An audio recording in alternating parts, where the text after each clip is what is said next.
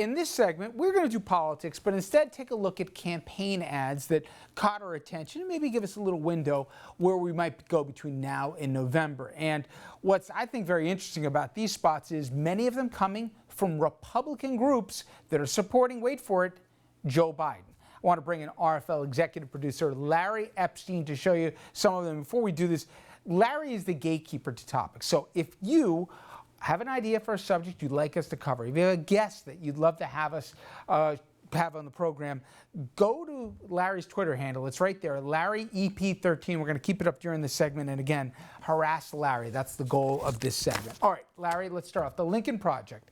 You got lifelong Republicans. They voted Republicans their whole lives, but now they're breaking with Trump. And not only will they not support him, they want you to vote for a Democrat for president. That's how much they hate the president. So they're going after the Florida governor as well in this, Ron DeSantis. Let's take a look at the first spot. This from the Lincoln Project. May be a better option, because if you had been infected, then you. All right.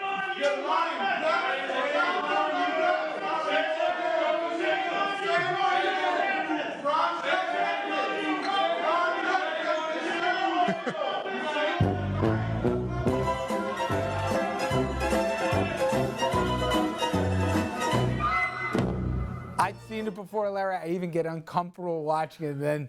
Then the obviously the curb music comes in with our friend Larry David. He probably, with the exception of Trump, has taken the biggest political hit from where he was at the beginning of it to where he is now, and I think gloating about how well Florida was doing at one time, a big part of that. He would have to have. He did everything that could backfire. He gloated, he went after the media, he criticized other states who are now doing better than his state, and now his state is doing worse than the New Yorks, New Jerseys that he blasted. And then there are just sound bites like that that are just priceless. By the way, we didn't pad it or edit it. Those No. guys did the spot. Nothing's worse than when getting heckled to stay there and smile at it and just take the beating. That it was slowed down when I first saw it, and then actually you guys, Mike and you, said, no, that's really how long it took. And I said, we have to play the whole thing because it really is cringeworthy, and it really couldn't have happened to a nicer guy. And when you talk cringeworthy humor, Larry David, of course, the king of all media. All right, now the last one, we obviously had Curb in there, another Lincoln Project, this time with Larry's former partner, Seinfeld. To the best of my knowledge, we're sitting at the White House. I must tell you. No, I'm just telling you. And the Oval Office is right behind me. Fox News has a new poll out today. Joe Biden leads you by 8 points, 49% to 41. First of all, I'm not losing. People trust Biden more to handle the coronavirus by 17 points, on race relations by 21 points. Those are fake polls. You know, you don't ever have to make up stuff with him. You put a laugh track in, it just brings attention to it, but we say it every day, you can't make this bleep up. I know, it's really incredible. Using his own words against him is one of our favorite things to do here on RFL, and adding Seinfeld music, we never thought of that. I wish we did, but it's just perfect, really. Exactly. And I want to get to this next one because I mentioned before, both of those, the Lincoln Project, if the name didn't tell you, lifetime Republicans, political operatives who just so can't stand Trump, that they're supporting Biden. Well, there's another group, Republican voters against Trump, same kind of idea, but another, cottage industry here. And we've in fact had the leader of the organization on this program using Trumper Lindsey Graham's own words against him. Again, Lindsey Graham, probably the biggest defender of the president on Capitol Hill, at least the one that has the most credibility, albeit fading. But listen to what Lindsey Graham said then about Trump and then about Biden. And obviously, it makes him look like a guy who's voting Biden in 2020. Well, I want to talk to the Trump supporters for a minute. What is Donald Trump's campaign about? He's a race-baiting, xenophobic, religious bigot. And you know how you make America great again? Tell Donald Trump to go to hell. If you can't admire Joe Biden as a person, then it's probably you got a problem. You need to do some self-evaluation. Because what's not to like? He is as good a man as God ever created. He said some of the most incredibly heartfelt things that anybody could ever say to me. He's the nicest person I think I've ever met in politics. This is a defining moment in the future of the Republican Party. We have to reject this demagoguery, and if we don't reject Donald Trump, we've lost the moral authority, in my view, to govern this great nation. And I think, Larry, that's like a drop the mic spot. If they don't use that, they're making a mistake, because people think of Graham as the surrogate for Trump, right?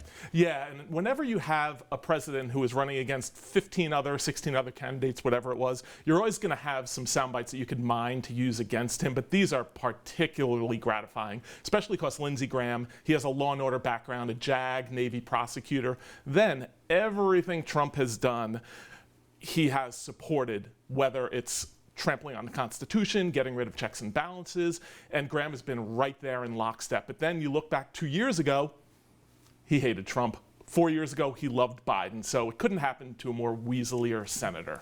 Exactly. I've given up defending Lindsey Graham. All right, now to a Trump campaign spot. And to me, this, I think, is the playbook you're going to hear between now and November. The president is going to try and scare the bejesus out of the American public, because that, I think, is the best card or only card he's got left to play.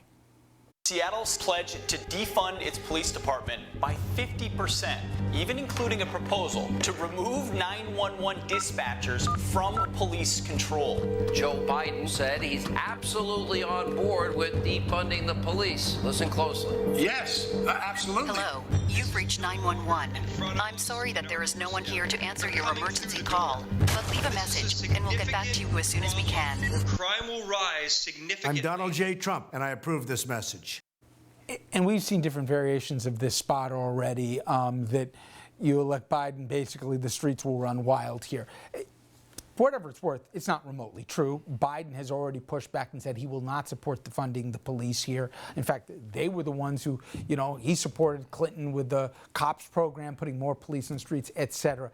That said, though, it's amazing, Larry. We're in July and it's already getting this kind of ugly. I mean, it's uglier than Willie Horton, some of the spots we see. Oh, I know. And actually, the scare tactics are flying. And like you said, it totally misrepresents the record.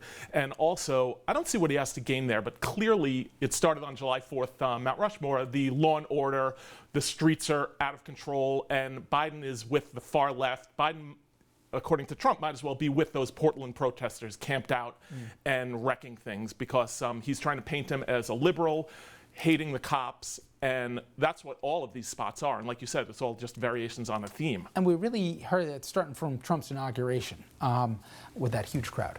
All right, now a reminder, everybody.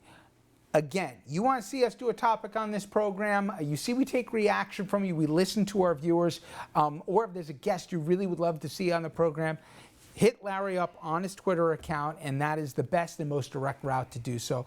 Mr. Epstein, thank you. Thank you, Rich. All right, when we come back, we'll wrap things up, and hey, baseball coming up tonight.